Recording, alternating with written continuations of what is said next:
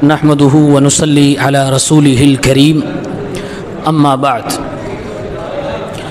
اعوذ بالله من الشيطان الرجيم بسم الله الرحمن الرحيم فوقع الحق وبطل ما كانوا يعملون۔ 8 روزے مکمل ہو گئے، 9ویں تراویح پڑھ لی گئی۔ رمضان کا مہینہ ہے، نیکیوں کا موسم ہے، ایک بہترین ماحول ہے، صدقات و خیرات دینے کا دورہ ہے۔ اللہ تعالی ہم سب کی ہر طرح کی عبادتوں کو شرف قبولیت سے نوازے۔ 9ویں پارے میں سب سے زیادہ تفصیل سے حضرت موسیٰ علیہ السلام کا واقعہ بیان کیا گیا ہے۔ فرعون کے سامنے موسیٰ علیہ السلام کا مقابلہ جادوگروں سے ہوا۔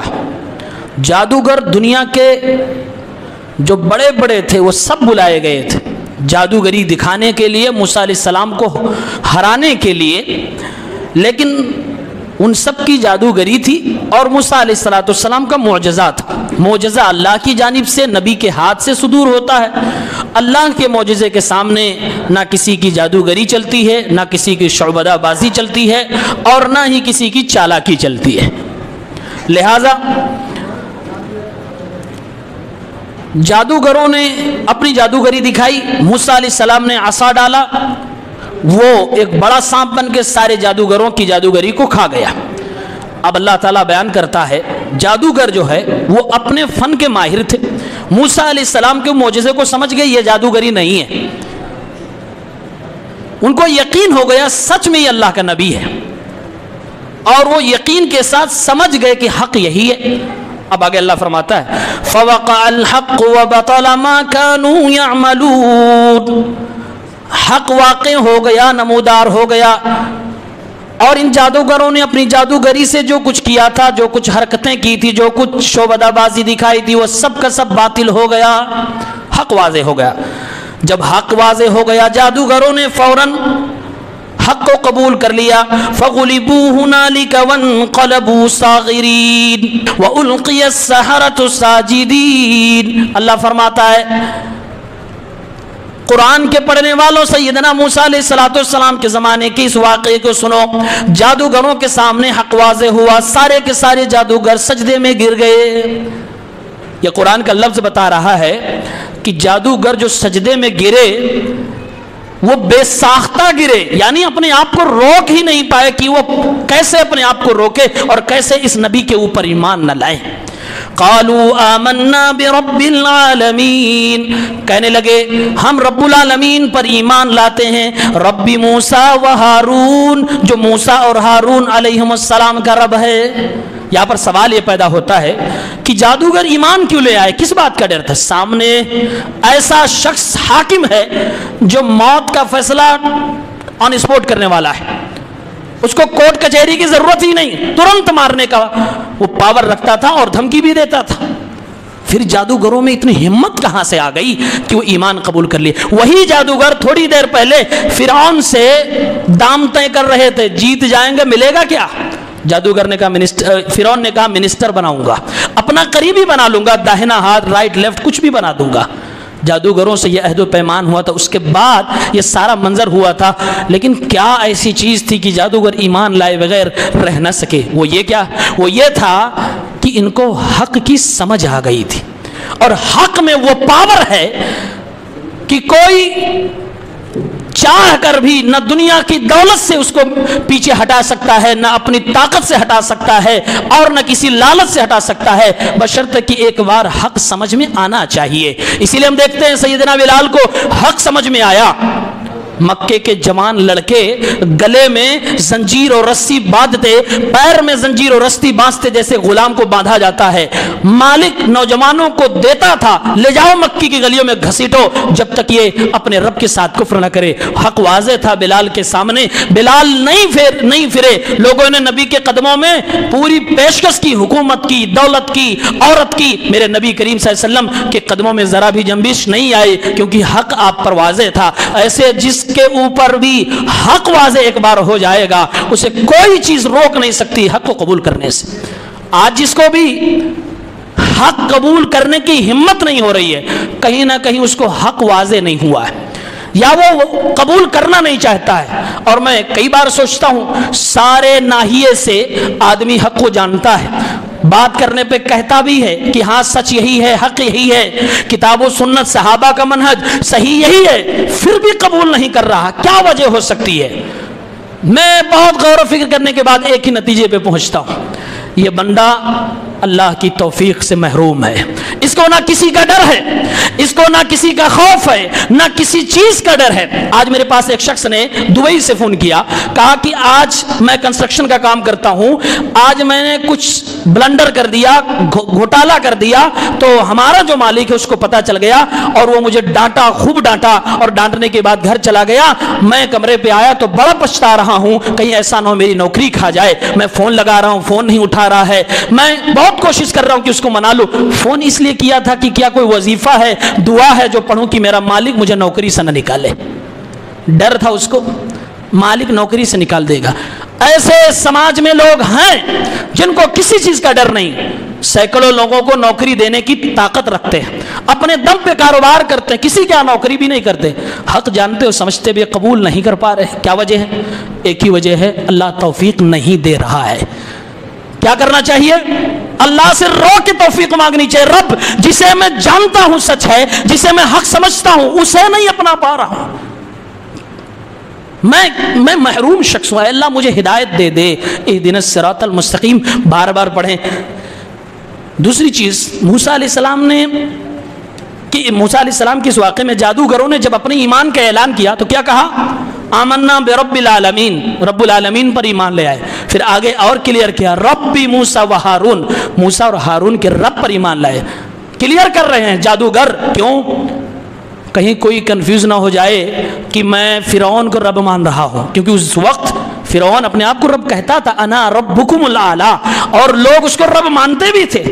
تو جادوگر کلیئر کر رہے ہیں، نہیں نہیں، ہم جس رب پر ایمان لائے ہیں وہ موسیٰ کا رب ہے، ہارون کا رب ہے۔ مطلب یہ ہوا جہاں کلیئر کرنے کی ضرورت ہو وہاں کلیئر کر دینا چاہیے۔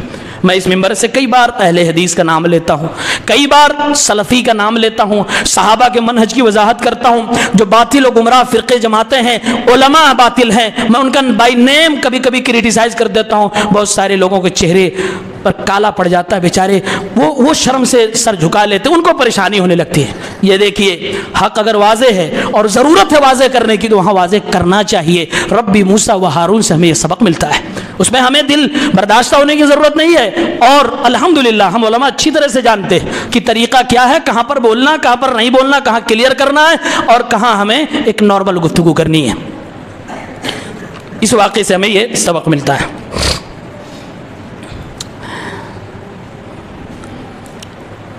موسیٰ علیہ السلام نے جب اللہ سے کہا، اللہ میں آپ کو دیکھنا چاہتا ہوں، مطالبہ بڑا اچھا تھا، ایک بندے کا اپنے رب سے دیدار کا شوق ہے، بندہ اپنے رب سے بے پناہ محبت کرتا ہے اور ہے بھی نبی، کیوں نہ محبت کرے۔ اب اللہ تعالیٰ نہیں دکھانا چاہتا، کیوں؟ کیونکہ یہ بندہ ہے، انسان کی آنکھ رب کو نہیں دیکھ سکتی۔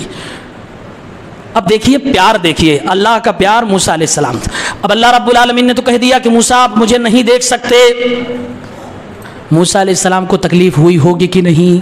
مطالبہ ٹھکرا دیا گیا، انسان ہونے کے ناطے دل میں کہیں نہ کہیں آیا ہوگا۔ آج ایک بیوی اپنے شوہر سے کوئی چیز مانگے، شوہر ڈائریکٹ بولے نہیں دوں گا، بیوی ناراض، کھانا پینا بند، آپ کا حقہ پانی بند۔ بیٹا اپنے باپ سے کچھ مانگے، باپ بولے نہیں دوں گا، بیٹا ناراض۔ آپ کہیں بھی دیکھیے، ڈائریکٹ کسی کے پروپوزل کو آپ منع کر دیں، جائز پروپوزل کو، ناراض۔ انسانی یہ بشریت ہے، انسان کی ایسی کیفیت۔ موسیٰ علیہ السلام کو بھی کچھ نہ کچھ ہوا۔ اب اللہ تعالیٰ اپنے نبی موسیٰ علیہ السلام کو تسلی کیسے دے رہا؟ اس سے باپ بھی سیکھے، شوہر بھی سیکھے، جو بھی مالک ہے وہ سیکھے۔ اللہ فرما رہا ہے، قال یا موسیٰ انی اصطفیتک علی الناس برسالاتی، اے موسیٰ میرے پیغمبر، میں نے آپ کو سارے لوگوں میں سے چن لیا ہے اپنا پیغمبر بنا کر، اپنا میسج دینے کے لیے، وبکلامی، اور میں نے آپ کو چنا ہے, سلیکٹ کیا ہے اپنے سے براہ راست گفتگو کرنے کے لیے. فخذ ما آتیتک وکن من الشاکرین, جو میں آپ کو دے رہا ہوں اسے لیجئے اور شکر گزار بندے بن جائیے. اللہ تسلی دے رہا کہ وہ چیز جو آپ نے مانگی ہے وہ ناممکن ہے میرے بندے, میرے محبوب, میرے نبی, لیکن جو میں آپ کو دے رہا ہوں اس کا شکریہ ادا کیجئے. اس طرح سے ہو سکتا ہے کبھی کبھی بچے ایسی چیز مانگ لیتے ہیں جو اس موقع پر ان کے لیے ٹھیک نہیں ہوتی. مثال ہے 10 سال کا بچہ اپنے باپ سے ضد کر کے کہے ہمیں بائک چاہیے. اب باپ کتنا بھی پیار کرتا ہو دے گا نہیں دے سکتا, تو کیا کرے, کچھ ایسی چیز دے جو اس عمر کے لائق ہو اور اس کے بعد بیٹے کو سمجھائے. یہ نصیحت اللہ تعالیٰ اور نبی کا جو پیار ہے یہ بہت کچھ ہمیں سکھا رہا ہے. اللہ تعالیٰ فرما رہا ہے میرے پیغمبر آپ کو نبی بنا رہا ہوں, اپنے سے بات کرنے کا موقع دے رہا ہوں, یہ لیجئے اور شکریہ ادا کیجئے. اور آگے اور اللہ فرما رہا ہے وَكَتَبْنَا لَهُ فِي الْأَلْوَاحِ مِن كُلِّ شَيْءٍ مَوْعِظَةً وَتَفْصِيلًا لِكُلِّ شَيْءٍ. اور میں نے اپنے نبی موسیٰ علیہ السلام کو تختیوں پہ لکھا, اپنے ہاتھ سے اللہ تعالیٰ نے موسیٰ علیہ السلام کو لکھ کے تختیوں پہ دیا, ہر چیز کی نصیحت, ہر چیز کی تفصیل. فَخُذْهَا بِقُوَّةٍ, اے میرے پیغمبر اس کو طاقت سے لے لیجئے, مضبوطی سے پکڑ لیجئے. وَأَمُرْ قَوْمَكَ يَأْخُذُوا بِأَحْسَنِهَا, اور اپنی قوم کے لوگوں کو حکم دیجئے کہ اس میں اچھی اچھی باتوں کو قاعدے سے مضبوطی سے پکڑ لیں اور اس کو دامنگیر کر لیں. سَأُرِيكُمْ دَارَ الْفَاسِقِينَ, اور میرے نبی ایک الٹیمیٹم بھی ہے, ایک وارننگ بھی ہے جو میں آپ کو لکھ کے دے رہا ہوں اور کہہ رہا ہوں اپنی قوم کو بتائیے اگر آپ کی قوم میں نہیں مانا تو کیسے گنہگاروں کی سزا گاہ ہوتی ہے, عذاب کی جگہ کیسے بنائی جاتی ہے اور کیا ہوتی ہے وہ میں آپ کو دکھاؤں گا. یعنی اللہ تعالیٰ نے وارننگ بھی دے دی. یہ آیت ہمیں ایک تو یہ نصیحت دے رہی ہے کہ اگر آپ وہ مطالبہ نہیں پورا کر سکتے تو کچھ اس کے درجے کا, اس کے مطالبے کا کچھ پورا کر دیجئے تاکہ اس کو تسلی ہو جائے. دوسری نصیحت یہ ملی, اللہ نے اپنے ہاتھوں سے لکھ کے موسیٰ علیہ السلام کو دیا اور کہا اپنی قوم کو اس پر عمل کرنے کے لیے کہیے. موسیٰ علیہ السلام کو یہ جو تختی ملی اس کے تعلق سے ایک حدیث بیان کی, مسلم شریف کی روایت ہے. اللہ کے حبیب صلی اللہ علیہ وسلم فرماتے ہیں ایک بار آدم علیہ السلام اور موسیٰ علیہ السلام میں بحث ہوئی, بڑی پیاری بحث. موسیٰ علیہ السلام نے فرمایا ابا جان, اے دادا آدم, آپ نے کیوں غلطی کی, جنت سے نکال دیے گئے, ہم سب باہر چلے آئے. یاد دلا رہے ہیں. اب آدم علیہ السلام جواب دے رہے ہیں مجھے اس غلطی کے لیے کیوں ڈانٹ رہے ہو, شرمندہ کر رہے ہو جو میری قسمت میں میرے پیدا کیے جانے سے 50,000 سال پہلے لکھ دی گئی تھی. ایک نصیحت ملی, اگر کسی سے گناہ ہو جائے, کوئی غلطی ہو جائے, وہ توبہ کر لے تو کسی کو حق نہیں بنتا ہے کہ اس کی غلطی کو یاد دلا کر اس کو شرمندہ کرے. اس سے ایک سبق ملا. اگر کوئی توبہ نہیں کیا ہے, اسی پہ ڈھٹائی کر رہا ہے, تو آپ اس کو یاد دلائیں گے سمجھانے کے لیے. اب حضرت آدم آگے جواب دیتے ہیں اے موسیٰ علیہ السلام, اللہ تعالیٰ نے آپ کو خود سے بات چیت کرنے کے لیے چنا, اللہ نے آپ کو اپنے ہاتھوں سے لکھ کے تختی دی. اس حدیث میں اسی کا تذکرہ ہے, اپنے ہاتھوں سے لکھ کے آپ کو تختی دی. پھر آپ مجھ سے ایسا سوال کیوں کر رہے ہیں جو میری قسمت میں میری پیدائش سے 50,000 سال پہلے لکھا گیا. اتنی بحث بیان کرنے کے بعد ہمارے نبی فرماتے ہیں اس بحث میں کون جیتا, کون جیتا آپ لوگ بتائیں. آدم علیہ السلام. اللہ کے نبی نے فرمایا آدم علیہ السلام موسیٰ علیہ السلام سے اپنے اس بحث میں آگے چلے گئے. اس حدیث سے استدلال یہ ہے کہ اللہ کے نبی فرما رہے ہیں کہ اللہ نے اپنے ہاتھوں سے لکھ کے حضرت موسیٰ کو تختی دی تھی. اب یہاں ہمارے کچھ بھائیوں کے اعتراض ہو سکتا اللہ کا ہاتھ, جی اللہ کا ہاتھ ہے, قرآن ثابت کر رہا ہے, نبی کی حدیث ثابت کر رہی ہے. کیسے ہے, ہماری ہاتھ کی طرح, جانور کی نہیں, فرشتوں کی طرح, جناتوں کی طرح نہیں جانتے, نہیں معلوم ہمیں. اس کا علم اللہ رب العالمین کو ہے. جیسے اس کی شان کے لائق ہے ویسے ہم اور آپ تسلیم کرتے اور مانتے. یہی اہل سنت والجماعت کا عقیدہ ہے. ایک نصیحت یہ ملی, اللہ نے فرمایا مضبوطی سے پکڑیے. معلوم یہ ہوا کہ اللہ اگر ہاتھوں سے لکھ کے کسی قوم کو تختی پہ نصیحت لکھ کر دے دے اور وہ قوم عمل نہ کرے تو اس تختی کا کوئی فائدہ نہیں, وہ تختی ان کو بچا سکتی نہیں. معلوم یہ ہوا ہر مسلمان کے گھر میں یہ قرآن 30 پارے والا موجود ہے. تاخوں میں رکھنے سے, موبائل میں اپلیکیشن رکھنے سے آپ کو یہ قرآن بچائے گا نہیں. عمل کرنا ہوگا, پڑھنا ہوگا. آج تو اتنی آسانیاں ہیں, آپ کس ورژن میں قرآن پڑھنا چاہتے ہیں, آپ بولو تو صحیح. 100 سے زائد دنیا کی بڑی بڑی زبانوں میں قرآن کے ترجمے اور تفسیریں ہو چکی ہیں. آپ کے ہندوستان کی مشہور زبان اردو میں بے شمار ہیں. آپ احسن البیان پڑھیے, اردو میں ہی, ہندی میں اسی احسن البیان کو ترجمہ کر دیا گیا, ہندی میں آپ پڑھ لیجئے. اگر آپ ہندی میں نہیں جانتے, انگلش جانتے ہیں, انگلش میں بھی سلفی علماء نے ترجمہ کر رکھا ہے. اگر آپ انگلش بھی نہیں جانتے, رومن میں بھی لوگوں نے خدمت انجام دے دی ہے. آپ امیزون سے بہت ساری چیزیں منگاتے ہیں, کچھ اچھی چیزیں بھی منگا لیجئے. ہر بار کپڑے لتے, جوتا چپل, ادھر ادھر, ہینڈ بینڈ, گھڑی وڑی, ارے ایک دو بار یہ بھی خدمت کیجئے, امیزون والوں کو بھی کچھ فائدہ مل جائے, کچھ نیکیوں کی مل جائے. اگر ایک آدھ مسلمان اس میں ہو تو آپ منگا سکتے ہیں. آپ دیکھیں اردو میں, عربی میں, انگلش میں, رومن میں, کس بھاشا میں آپ کو چاہیے, بنگلہ میں, جو بھی دنیا میں زبانیں رائج ہیں الحمدللہ موجود ہے. پڑھنے والے نہیں ہیں, پڑھنے والے نہیں. اور یہ سارا کام کون کر رہا پتہ ہے؟ یہ ترجمے اس مولوی لوگ کر رہے ہیں, جس کو آپ صبح شام گالیاں دیتے ہیں. کس کے لیے؟ الحمدللہ مولوی عربی سمجھتا ہے, اس کو ضرورت نہیں ہے اردو میں ٹرانسلیٹ کرنے کی, انگلش میں کروانے کی, ہندی میں کروانے کی, رومن میں کیوں؟ قوم کی خدمت کر رہا ہے. اللہ تعالیٰ ایسے لوگوں کو جزائے خیر عطا فرمائے. موسیٰ علیہ السلام کے بارے میں ایک چیز اور سنیے. موسیٰ علیہ السلام جب اللہ سے ملنے کے لیے گئے, اپنی قوم کے لوگوں کو چھوڑ دیا, اتنے دیر میں ان قوم کے لوگوں کو شرارت سوچ گئی, خود مولانا بننے لگے. ایک برائی ہے. اللہ تعالیٰ فرما رہا ہے, موسیٰ علیہ السلام جب اپنے قوم کے پاس واپس گئے,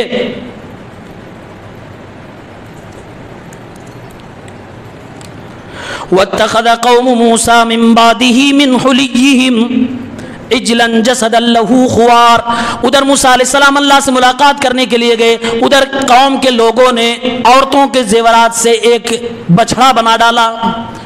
حلی کا مطلب ہوتا ہے زیور, جویلری, سونے اور چاندی کا جو کچھ بھی ہوتا ہے, اس کا بچھڑا بنا ڈالا. اس بچھڑے سے جیسے بیل کی آواز ہوتی ہے, اس آواز اس کی ایک تھی. اللہ تعالیٰ فرما رہا ہے کہ یہ لوگ اس کی عبادت کرنے لگے. موسیٰ تھوڑی دیر کے لیے اللہ سے ملنے گئے, ان کی قوم کے لوگوں نے کیا حرکت کر ڈالی؟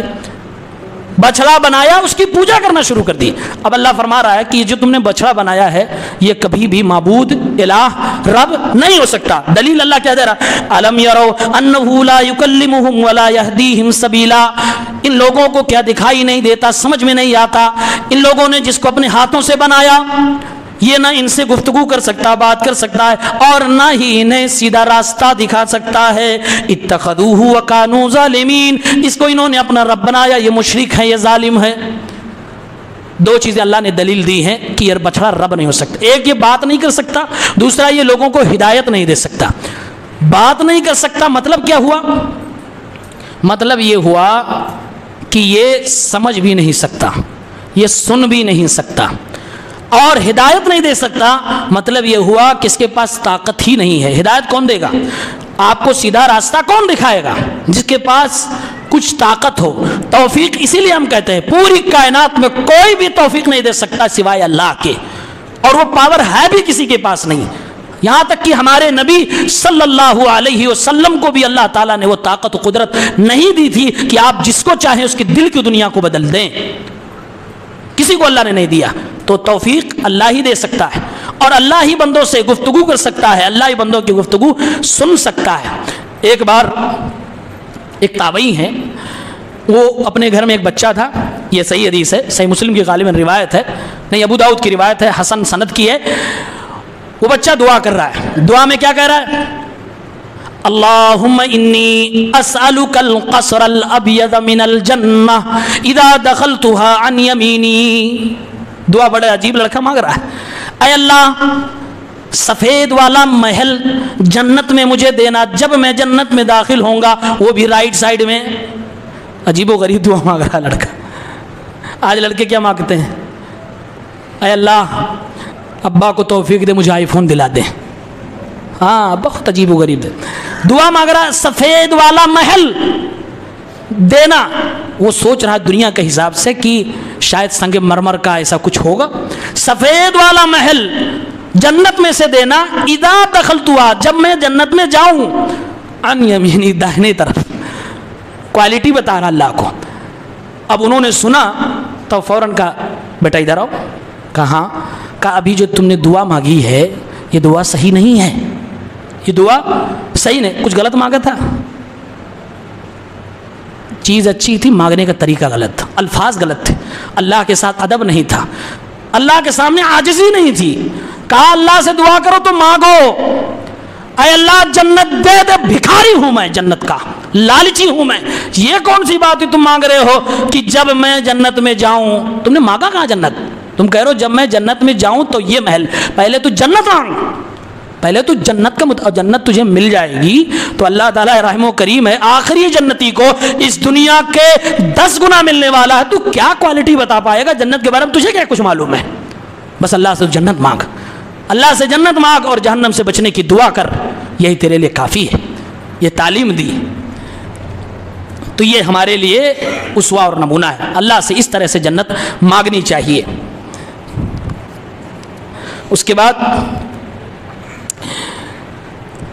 اللہ تعالیٰ نے موسیٰ علیہ السلام کی قوم کے اوپر جب عذاب نازل کیا تو دعا کی جا رہی ہے وَاكْتُبْ لَنَا فِي هَذِهِ الدُّنْيَا حَسَنَةً، اے اللہ اس دنیا میں ہمارے لیے بھلائیاں ہی بھلائیاں لکھ دے. وَفِي الْآخِرَةِ إِنَّا هُدْنَا إِلَيْكَ، اور آخرت کے معاملے میں ہم تیری طرف رجوع کرتے ہیں، توبہ کرتے ہیں، ہمیں معاف فرما دے. اب جب دعا کر رہے ہیں تو اللہ تعالیٰ جواب دے رہا قَالَ عَذَابِي أُصِيبُ بِهِ مَن نَّشَاءُ، دنیا میں عذاب میں دینے والا ہوں، یہ پاور مجھے ہی حاصل ہے، جس کو میں چاہتا ہوں عذاب دیتا ہوں. وَرَحْمَتِي وَسِعَتْ کل شیء، اور میری رحمت ساری چیزوں کو وسیع ہے، کشادہ ہے. ہمیں اور آپ کو، پوری دنیا کو، دادا آدم کو پیدا کرنے سے پہلے اللہ نے ایک اصول بنایا اپنے لیے. کیا؟ کہ کبھی بھی میرا غصہ میری رحمت پہ غالب نہیں آ سکتا، ہمیشہ میری رحمت غالب رہے گی، غصہ ہمارا پیچھے رہے گا. یہ خود اللہ نے اپنے لیے اصول بنایا. اور اللہ کہتا ہے لا يبدل القول لدي وما انا بظلام للعبید، میرے یہاں باتیں بدلی نہیں جاتی ہیں، ایک بار جو میں کہہ دیا وہ آخری ہے. اس لیے اللہ فرما رہا ہے رحمت میری آگے رہے گی، میرا غصہ اس کے پیچھے رہے گا. وہی اللہ فرما رہا ہے مشرک کو میں کبھی نہیں معاف کر سکتا. کچھ لوگ سوال کرتے ہیں اللہ جب ہر چیز کر سکتا معاف کیوں نہیں مشرک کو کر سکتا؟ کیوں؟ اس لیے کہ اللہ ہی نے اصول بنایا اور کہا بدلی نہیں جاتی باتیں، اب نہیں وہ بدل سکتا قاعدہ قانون. اللہ فرما رہا ہے میری رحمت غالب ہے ہر چیز پر. اللہ کے نبی فرماتے ہیں صلی اللہ علیہ وسلم اللہ نے رحمت کے 100 حصے بنائے، 99 حصے اللہ نے اپنے پاس روک لیے، ایک حصے اللہ تعالیٰ نے اپنے پاس سے دنیا والوں کو، کائنات والوں کو عطا فرمائے. اسی ایک حصے کا نتیجہ ہے آسمانوں میں جو محبت پائی جا رہی ہے، آسمان و زمین کے درمیان جو محبت پائی جا رہی ہے، زمین پہ جو محبت پائی جا رہی ہے، زمین کے میں انسانوں اور جناتوں میں جس میں بھی آپس میں ایک دوسرے سے محبت پائی جا رہی ہے، جانوروں میں جو محبت پائی جا رہی ہے، وہ صرف ایک درجے کا نتیجہ ہے. اللہ کے نبی یہاں تک فرماتے ہیں ایک وحشی جانور جو انسانوں کو چیر پھاڑ کے کھا جانے والا ہے، وہ بھی اپنے بچے سے جو پیار کرتا ہے، محبت کرتا ہے، وہ اس لیے کہ اسی ایک رحمت کا کچھ حصہ اس کو بھی ملا ہوا ہے. آج ہم اور آپ باپ، بیٹا، بیوی، میاں، آل اولاد جس سے بھی محبت کرتے ہیں ایک دوسرے سے، مسلمان سے مسلمان، وہ صرف ایک ہی رحمت کا حصہ ہے. میرے بھائیوں اللہ کی رحمت، اللہ کی محبت کا اندازہ نہیں کیا جا سکتا ہے. دنیا میں ہی بعض محبتیں دیکھنے کے بعد ایسا لگتا ہے کہ محبت یہیں پر ختم ہو جاتی ہے، رحم و کرم اور رحمت، دل کا لگاؤ یہیں پہ ختم ہو جاتا ہے، وفاداری یہیں پہ ختم ہو جاتی ہے. نہیں، ایک حصے کا یہ نتیجہ ہے جس پہ آپ کی آنکھیں پھٹی کی پھٹی رہ جاتی. آپ کہتے ہیں محبت ختم، اس پہ نہیں ختم ہے. لوگ دیکھتے ہیں کوئی شوہر اپنی بیوی کا علاج کروانے اپنے کندھے پہ بٹھا کے 4 کلومیٹر چلتا ہے، اعلیٰ مثال بن جاتی ہے، اچھی بات ہے، لیکن اسی ایک کا نتیجہ ہے. ایک کتیا اپنی بچے کو پلاتی ہے دودھ، وہ اسی ایک کا نتیجہ ہے. ایک چیتا، ایک ٹائیگر، جو بھی وہ خود پھاڑ کھانے والے اپنے بچوں کے ساتھ پیار کرتے ہیں، اسی ایک کا نتیجہ ہے. ایک پرندہ اپنے بچوں کے لیے چارہ چن کے لاتا، وہ بھی ایک کا نتیجہ ہے. ایک باپ پسینے بہا کر اپنی اولاد کے لیے ان کی پرورش کرتا، تعلیم کا انتظام کرتا ہے، وہ بھی اسی ایک کا نتیجہ ہے. اور کائنات میں اس روئے زمین پر اللہ کے بعد سب سے زیادہ ہمارے اور آپ کے قرب و جوار میں اگر کوئی ہم سے آپ سے محبت کر سکتا ہے تو بس ایک ہی ذات ہے جس کو ہم اور آپ ماں کہتے ہیں. اگر واقعتاً ماں ہے اور دین کی تعلیمات اس کے پاس ہے تو سچ مچ اس سے زیادہ اپنی اولاد کو کوئی محبت نہیں کر سکتا. لاکھوں دور ہو، سالہ سال ملاقات نہ ہو، پھر بھی ماں تو ماں ہوتی ہے۔ مجھے ایسے موقع پہ یاد آتی ہے، 2 مہینہ پہلے کی بات ہے، اتفاق سے مجھے گھر جانا ہوا، میں نے فون کیا، صرف مجھے تصور نہیں تھا کہ یہ ماحول ہوگا۔ فون کیا کہ امی میں فلاں تاریخ کو گھر آ رہا ہوں، تو ان کا پلٹ کے سوال تھا کتنے دن رہو گے؟ میں نے کہا ٹائم نہیں ہے، وہاں سے ہمیں پروگرام جانا، 1 دن رہوں گا۔ تو بھری ہوئی آواز میں میری والدہ نے کہا بیٹا 2 دن نکال کے آنا، بڑا دن ہو گیا ہے، ساتھ رکے نہیں ہو۔ یہ جملہ میں نے سنا اس وقت، تو فون کٹ کیا، لیکن بعد میں اکیلے میں محسوس کر کے خوب آنسو نکلے کہ واقعتاً آج اس دنیا کی رنگینی میں، جوانی کے وقت میں، بال بچوں کے ساتھ رہتے ہوئے شاید ہم جسے نہیں یاد کرتے ہیں، وہ مائیں راتوں میں بھی یاد کرتی ہیں، دن کو بھی یاد کرتی ہیں، محفلوں میں بھی یاد کرتی ہیں۔ میرے نوجوانوں، ماؤں کی قدر کرو۔ واقعتاً یہ ایک اللہ نے زمین پر ماں جیسی چیز انسان کو عطا فرما کر بہت بڑا احسان کیا ہے۔ جب تک زندہ ہے ان کی دعائیں لینی چاہیے، اور اللہ کا شکر و احسان ہے میری ماں میرے لیے برابر دعا کرتی ہے، بلا ناغہ دعا کرتی ہے۔ اللہ تعالیٰ سب کی ماؤں کو سلامت رکھے، اور سب سے بڑی بات ان کو ہدایت پہ رکھے۔ ایک ماں کے ساتھ سب سے بڑا احسان اگر آپ کر سکتے ہیں تو یہ کریے کہ ان کو توحید پہ لے آئیے، تاکہ آخرت میں ان کو جنت مل جائے۔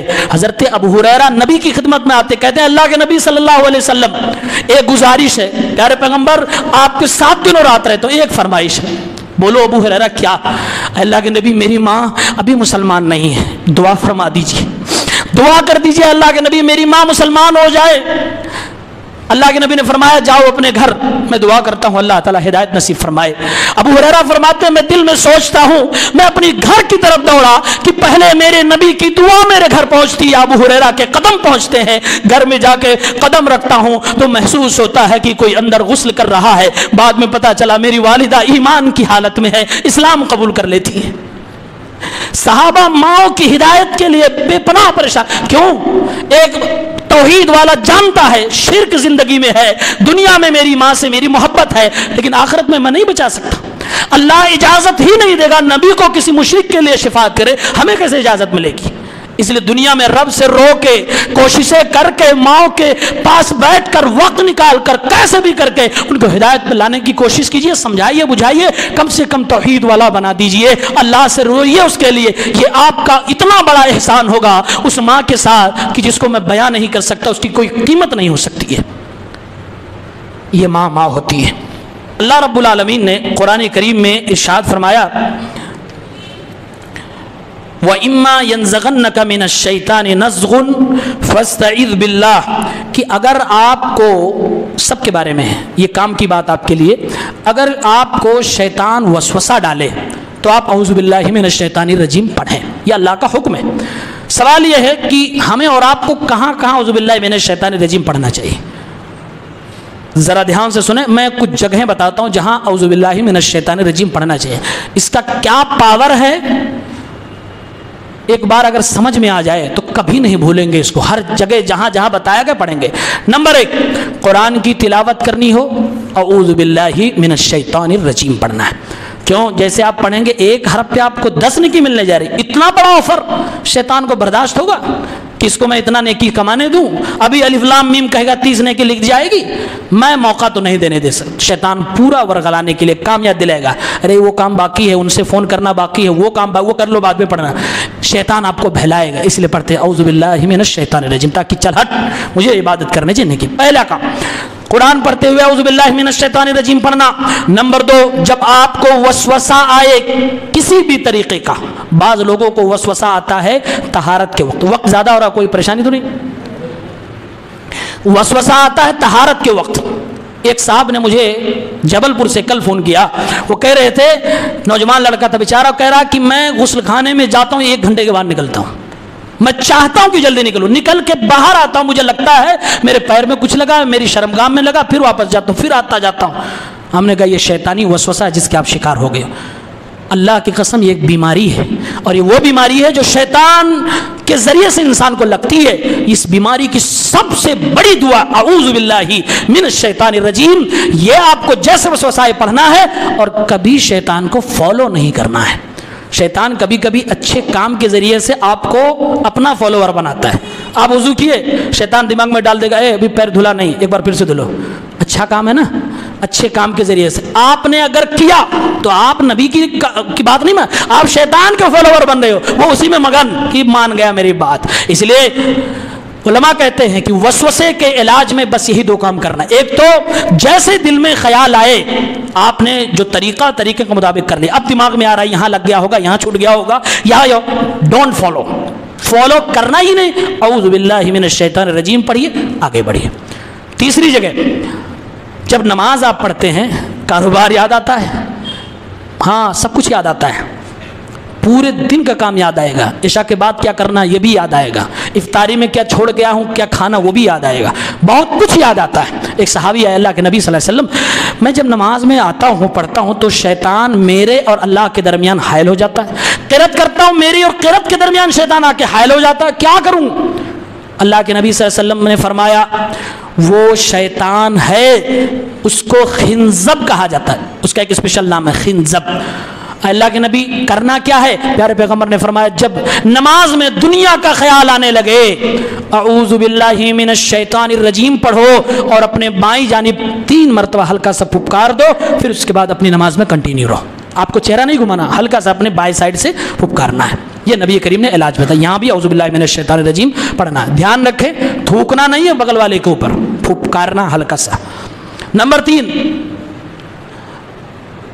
یہ تیسری تھی، چوتھی جگہ خواب اگر آپ کوئی برا دیکھ رہے ہیں اور ڈر گئے، نیند کھلی، فوراً اعوذ باللہ من الشیطان الرجیم پڑھے، وہ بھی شیطانی جگہ ہے۔ نمبر 4، آپ کو غصہ آ گیا، غصہ شیطان کی جانب سے ہوتا ہے، غصے میں آپ اعوذ باللہ من الشیطان الرجیم پڑھیں۔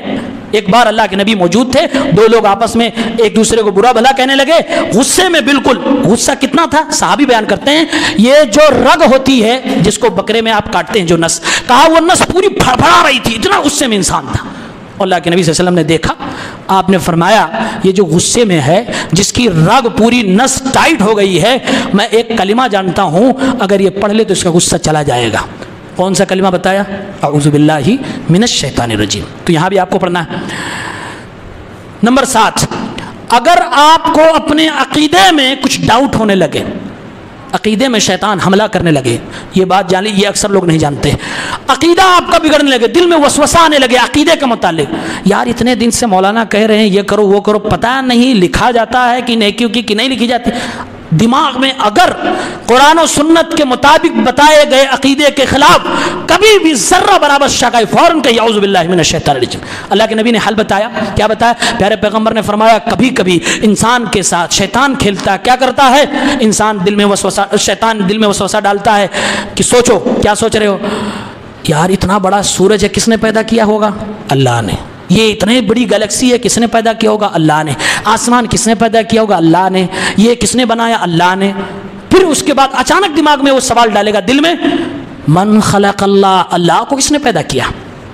اللہ کے نبی صلی اللہ علیہ وسلم شیطان کی اس چال سے متنبہ کرتے ہوئے فرماتے ہیں اے میری امت کے لوگوں، جیسے یہ سوال دماغ میں آئے فوراً کہو اعوذ باللہ من الشیطان الرجیم اور اپنا کام جاری کر دو، اس کو وہیں پر اگنور کر دو۔ یعنی عقیدے پہ شیطان حملہ کرتا سوالات کے ذریعے سے، شک و شبہ کے ذریعے سے، وہاں بھی اعوذ باللہ من الشیطان الرجیم پڑھنا ہے۔ یہ 7 جگہ ہوں گئی، اس کے علاوہ بہت ساری جگہ ہیں۔ جمائی آپ کو آ رہی ہے تو اس وقت بھی آپ اعوذ باللہ من الشیطان الرجیم پڑھیں۔ بہت سارے لوگ جمائی لیتے لیتے بات کرتے ہیں، سامنے والے کو برا لگتا ہے، مت کیا کرے۔ اللہ کے نبی نے فرمایا کہ اگر جمائی لیتے ہوئے کوئی انسان جیسے بہت سارے لوگ کرتے ہیں تو شیطان اس وقت ہنستا ہے، واہ کتنا بیوقوف آدمی ہے، جمائی میری وجہ سے اس کو آ رہی ہے اور یہ ہنس رہا ہے، بیوقوف آدمی ہے، شیطان اس وقت ہنستا ہے۔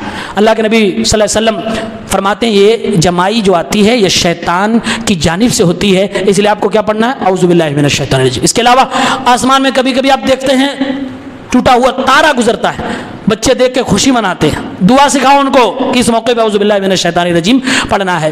اور ایسے ہی باتھ روم میں ہم لوگ جاتے ہیں تو وہاں بھی ایک خاص دعا ہے، اللہم انی اعوذ بک من الخبث والخبائث، اس کی بھی لگ بھگ وہی میننگ ہے جو اعوذ باللہ من الشیطان الرجیم کی میننگ ہے۔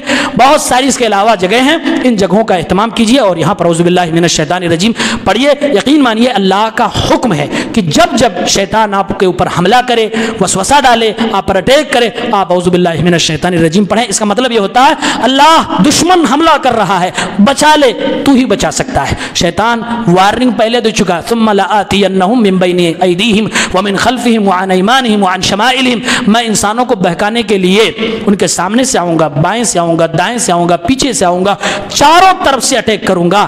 اس سے بچنے کے لیے سوائے دعا کے کوئی اور آپ کے پاس ہتھیار نہیں ہے۔ اللہ تعالی ہم سب کو نیک عمل کی توفیق دے، آمین۔ السلام علیکم۔